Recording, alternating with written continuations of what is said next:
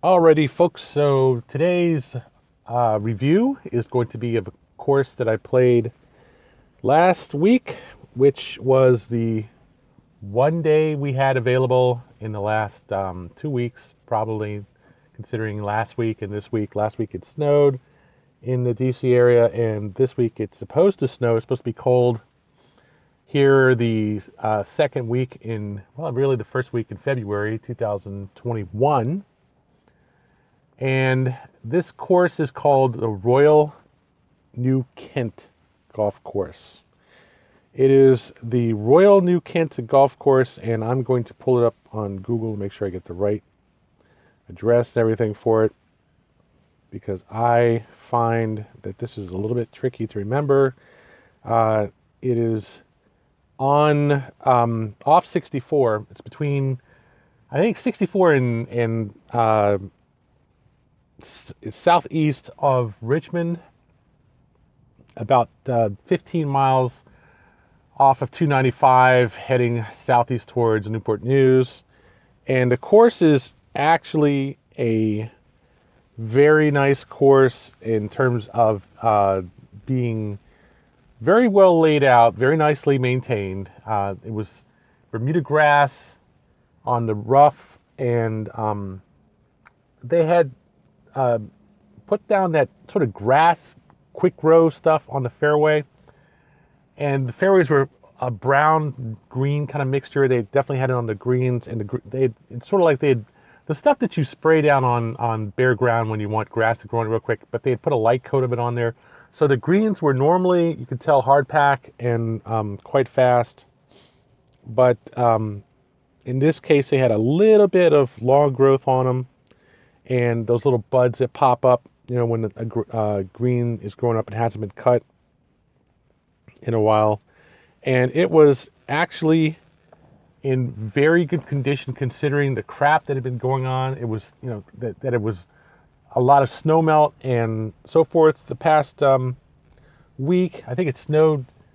When did it snow? It snowed like Friday a week ago, like the next day after I played golf last Saturday. It snowed like that Sunday, and so it was snowy and wet all week until about Friday. And Friday warmed up a little bit, and then it was you could see the snow melting rapidly because it was in the mid 40s. And then Saturday, it was 55 degrees for a high that day in the general DC area. And it was actually a very cool and overcast morning. I thought it was oh no, it's not going to heat up, it's not going to be nice. But by the time we started at about 10:30, 11 o'clock, we got off a little bit behind schedule. It was actually pretty decent. A light wind, mostly clear skies, and it was a very good round. I won't say it was a great course. Now this course is one of those courses that it's a good course. It's a very good course. I would say it is better than most courses in most public courses in the DC area by a substantial margin, but I still wouldn't call it a great course. I still think that this course is not quite as good as the course I played in Tennessee, Eastern Tennessee. I think it was Eastern Arkansas, Western Tennessee, just west of Memphis, but I can't remember the name of it. But that course was really, really nice. It was a state course, and that was probably one of the most fun, most interesting woods courses that I've ever played. And I am sort of raring at the bit to get back there and play it when in good weather. This course wasn't quite that good, but it was close. I'd say the major deficit of this course was that the fairways were so wide. Now, let me go back and just say this. It's called Royal New Kent Golf Club, and it's in Providence Forge, Virginia.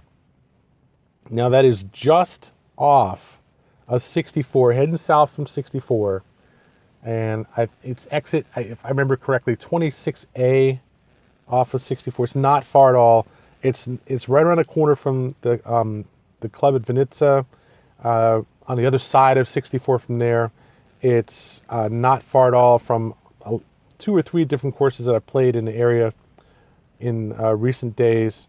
And the reason is because I've been trying to play some courses that were both on the top 50 or so state list. I think there's a top 100 list for golf courses in every state that I've picked these off of. And also I have really tried to play new courses instead of playing courses that I've played, 20, 30 times. Now that I'm back in the DC area and haven't played them in years. And so I stuck to my guns. I said, this week I'm going to try to play a new course instead of playing, Twin Lakes or something like that, or Whiskey Creek. And this course was absolutely worth not playing Twin Lakes. Let's put it that way, for sure. So it looks like it's Highway 60 or 50. Now, Providence Forge is on this other Highway 60. So you're going to take, I believe it's 26A, and it's 15. Is it actually 15 or 135? One of the two.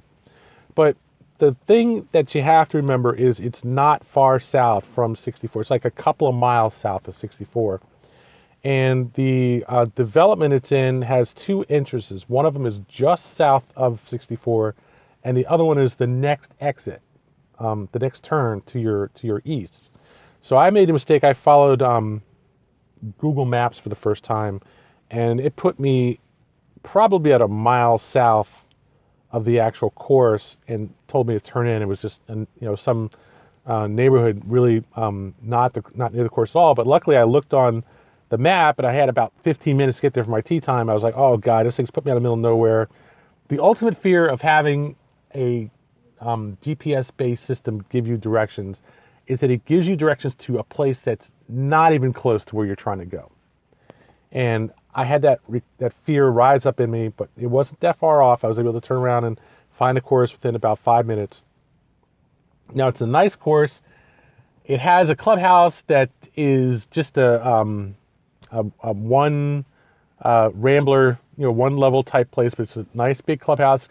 And it's a decent place. It's not really anything overly ostentatious, but it's not bad. It's not some hole in the wall or some 25-year-old or 50-year-old club that's been built up and built around it. It's a really nice place, nice bar, nice restaurant, nice changing room and so forth. Very, very nice, but it's not like overblown, kind of thing. I'd give it a solid B+. The course is a 152 course from the back tees, which they call the championship tees, and it is 74.50 from those tees. It cost me $65 with a cart for 18 to play this course on a Saturday at 11:30 tee time through Golf Now, and I asked the people there, and they said it was about $85, $95 normally during the season. So not that I can't say this, without a sort of joy in my heart. The whole front side was free of houses, and I was literally about to just go, okay, this is my A+ course, woods course for the first time in a long time. Unfortunately, I think on certainly on the backside, I think it's like number 11. And yeah, number 11 or so, there's a row of houses right next to the tee box. And then number 12, there's a row of houses that you're playing to the left. It's par 3, and there's a row of houses there and a row of houses on the right. So it sort of reverts back to the unfortunate standard fare, not quite on the course, but still pretty close, of houses right near the course. And it becomes sort of a neighborhood woods course for probably about those 2 holes. And then it goes to like this part of the course, which is on the other side of this kind of road. It's sort of a decent road, goes through the neighborhood. It's not like a 25-mile-an-hour road. Unfortunately, it's like a 35, 45-mile-an-hour road. So there's a fair amount of road noise there. And then you play I would say 2 holes, 3 holes, the 4 holes. There's a par 4, and then a par 3, and then a par 4 that comes back sort of dog legs around. And it's actually, they're nice holes.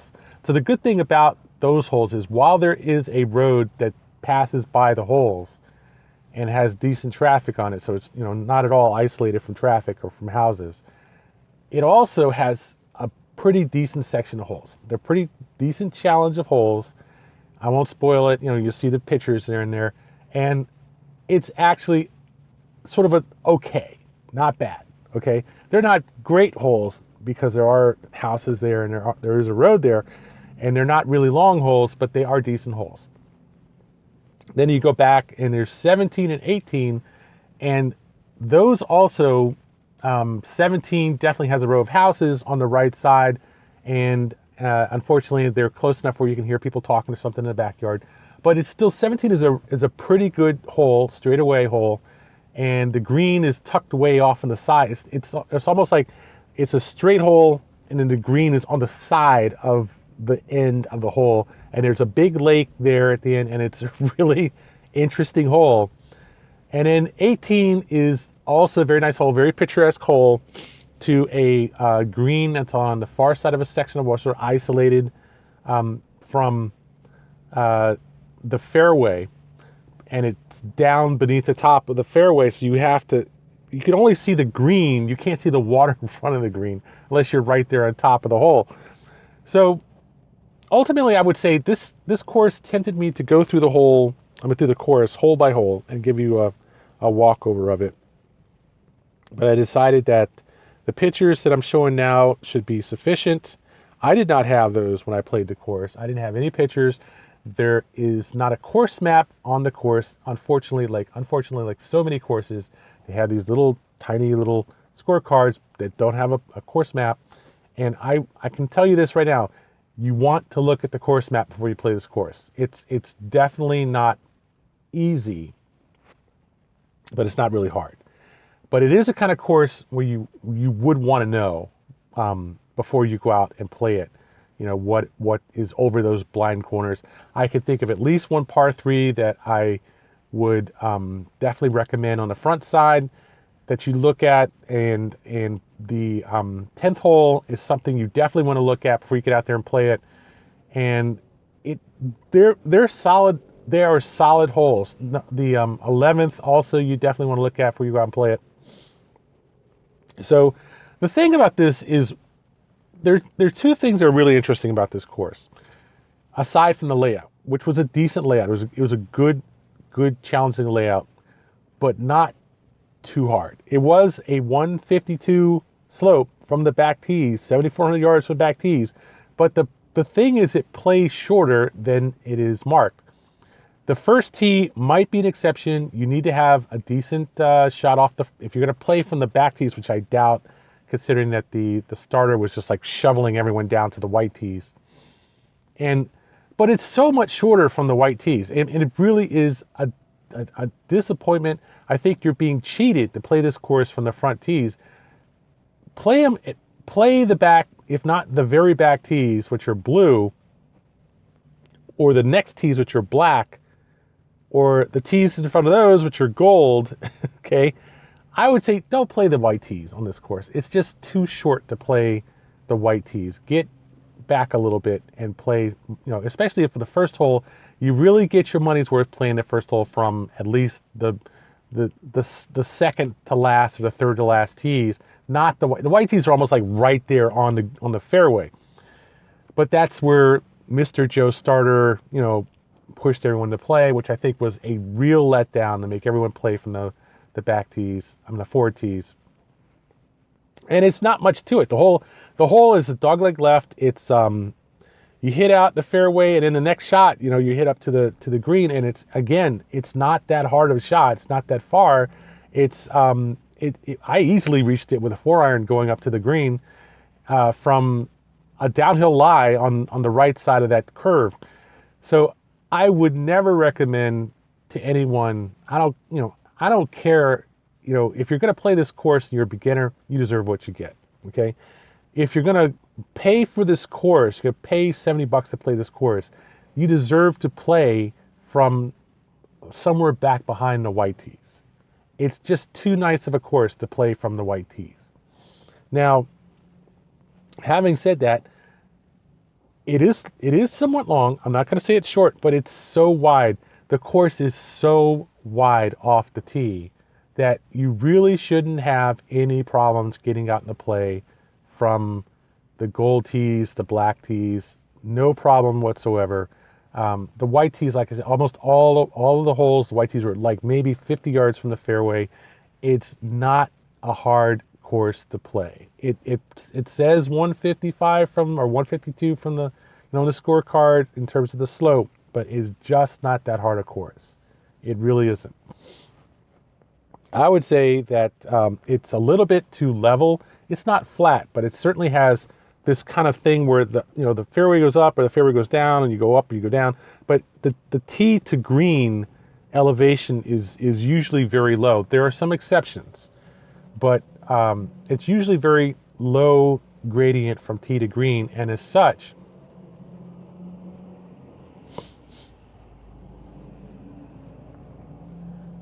as such, you're really missing out by playing from the whites every hole. Okay, it just takes so much out of the course, considering how wide it is and considering how short the white tees are. I will leave it at that. I would never, by choice, play this course from the white tees. Okay, never. Now, having said that, it was a fun round. I definitely can't say it was an easy course, but the real problem with a course that is wide like this is it invites you to try to hit farther than you should. On this course, you want to resist the urge to go out and crush balls. You really want to just get in play, especially playing from the back tees. Just get in play, stay in play. It's long enough there from the middle of the fairway or something to the greens. But it was a fun round. I can't say it was the most exciting course, but it was a good round. I can't say it was the most thrilling or challenging or scary course, but it was a good solid round. It definitely is a really nice looking course. They definitely have a really decent clubhouse there, and I can wholeheartedly recommend this course. I will give it a B+ for the simple reason, two reasons. The holes from about 12 to 16 were more like your standard woods course. They were decent, but they were still too many houses too much road noise in that area. The second thing is that I think there was too much pressure from the starter trying to force people to play from the white tees. I haven't had to play from the white tees on the first tee in years. I've had the occasional, once in a blue moon, had a starter say to me, well, all right, what are you, a scratch golfer? Why are you playing from the back tees? I don't like it when the starter dictates it for people to play any tee, okay? To me, you're the starter. You're not the guy who tells me what tee to play from. There's a difference, okay? But rather than be, rude to the guy, let's put it that way, or causing a scene on the first tee, I went ahead and went along with it, and of course I dribbled my ball off the tee, my first shot off the tee. Of course I did. I have hit so many cold tee shots the first tee and hit them well into the play. Of course, this time I dribble it onto the fairway, and only because it's a downhill. Okay, a steep downhill slope, I dribbled it down to the fairway. But yeah, so that to me is crossing a line. Okay, I don't like it when the starter inserts themselves into my round to tell me what tee to tee off from, especially to tee off from the forward tee. I'm quite capable of going down and dropping a ball on the fairway and not slowing up the round. It's not like I'm going to sit out there and take 8 shots off the tee if I miss the first tee or first 3 or 4. I'll take my first shot. I know it's the first hole. I'm not trying to hold anybody up. I realize that everybody there is, under the gun. But at the same time, there's a lot of pressure and everyone's just starting out and you're playing a strange course. And I just don't think that it's right for the starter to grab hold of the situation and just march you down to the first tee and make you play the white tees, the forward tees. I think that's honestly bullshit. I'm a grown man. I can very easily choose what tees I want to play from and play them. I don't need a 70-year-old guy treating me like a 10-year-old and telling me what tees to play from. Okay? Especially if I'm going to pay $75 to play that course. I don't want to miss a very good tee shot on the first tee and have to give up the first 4 tees, okay, to play the easiest tee short of playing the green, whatever green tees they are. They have some green tees and there's some red tees, right down there on the fairway. That's not golf. That's not public golf. I don't know what that is, okay? But like I said, not making a scene out of it, not making a big deal out of it. I could have easily done that, okay, but I didn't. But I am going to make a note of it in my review. There's no question about that. The rest of the course I played from the back tees, okay, and I knew that was going to be the plan the whole way around. And that's fine. So now, also I do want to point out that while we did play, I played from the back tees. The guys I was playing with played from the white tees. And not only did they play from the white tees, but they were playing a very serious game of golf from the white tees. And I will say this in general, it was a slow round. Okay, it definitely was a slow round. We started at, like I said, 11:30, and I got off the course at probably about an hour before dark, at about 4 o'clock, 4:30. And for me, I almost always, when I play and I'm playing by myself, I'll go around a course in 3 hours. I rarely will take more than 3 hours to play. If I have a really nice hole or a nice time and the course is backed up in front of me, I'll just drop back and play, a hole again, or I'll go around the last 2 or 3 holes again, depending on where the layout matches. Usually there's a section of the cart path that's close to another section of the cart path, and I'll run around like that and come back. I rarely will sit there. I almost never will sit there and watch somebody play. It throws me off. I've noticed, throws my rhythm off. I get cold. I'm sitting down there. It just really kind of throws me off my stride to have to sit there and watch somebody play, especially a foursome and especially a twosome. Okay, when they're playing like Kevin Na golf on a course. And I've learned not to do that, not to sit there and watch people play. So I passed the first foursome and then I went and played with the next group, which is a twosome that were slow. And we had a good time. It was they were pretty good. They were really good players and we had a good match of overall skill and so forth. And I had a great time playing with these guys. I have to admit that it was a fun round. They were very laid back in their golf. I tried to be casual with them and so forth, but I'm not naturally a slow player. I'm naturally a more up-tempo player. And like I said, I also normally don't worry too much about my misses. I'll just go out and drop my shot, but I will definitely take the tough shots. I'm not going to avoid the tough shots. I will take them, and then if I miss, I'll go out and drop somewhere near where my ball is. And I think there was a clash of cultures in this course. The guys who were the foursome ahead of me were all scattered all over the place looking for balls way off the green, way off to the right, and so forth. And I don't like playing like that. Look, if you hit a ball in the woods or 100 yards away from the fairway, don't waste your time going out to find it. It's not worth it. So I had this problem with the guys in front of me. I ended up having to pass them, but I couldn't really pass the twosome ahead of me because there's another foursome ahead of them, and we ended up waiting for them.